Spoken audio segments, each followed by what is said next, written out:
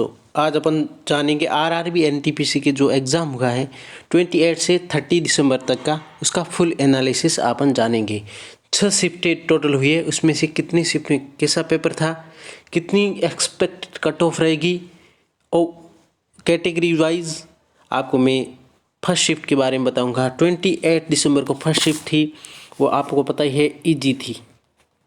उसमें good attempt 75 के something good update average में बता रहा हूँ। किसी ने 90 भी किए, 100 भी किए, किसी को 65 भी किए हैं। मैं एवरेज अटेम्प्ट बता रहा हूँ 75।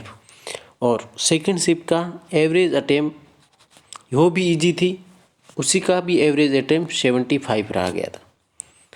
और नेक्स्ट 29 दिसंबर को फर्स्ट शिफ्ट थी, थोड़ी सी टफ और मॉडरेट कह सकते हैं उसको, टफ नहीं बोलेंगे फिलहाल के लिए, मॉडरेट कह सकते हैं। उसमें एवरेज अटेम्प्ट 70 क्वेश्चन।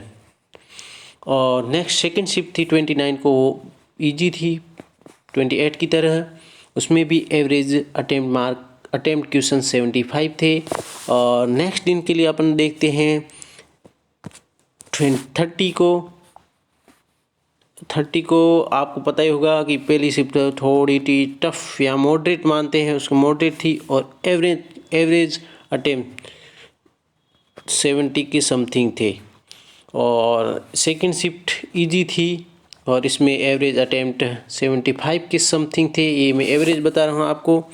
और इसके बाद में अपन एनालिसिस करके इन तीनों दिन का इसे एनालिसिस कर सकते हैं कि कितना अटेम्प्ट हुआ और कितनी कैटेगरी वाइज कट ऑफ रहेगी।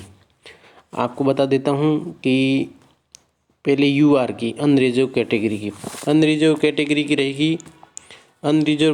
रहेगी यूआर के लिए रहेगी समथिंग 65। एवरेज में बता रहा हूँ, ऑल जोन का एवरेज समथिंग 65 के समथिंग रहेगी आफ्टर नॉर्मलाइजेशन के बाद की बात कर रहा हूँ।